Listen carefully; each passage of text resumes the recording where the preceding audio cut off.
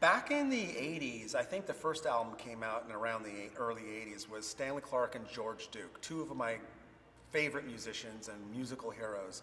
And they put out an album called Clarke Duke Project, which was an amazing album, and I got to see them perform live, and it was just a great jazz fusion record.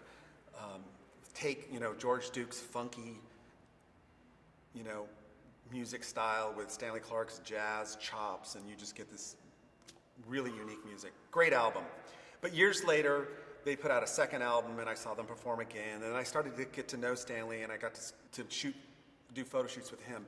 So which was really good was, eventually they decided to put out a third album, and Stanley's people called me up and asked me if I would shoot the album cover for the Clarke Duke Project 3, and I said, fuck yeah, let's do this. So we ended up doing a shoot, and it was my first time working with and meeting George Duke, who, let me tell you, I had all his albums back in the 70s and back in the day.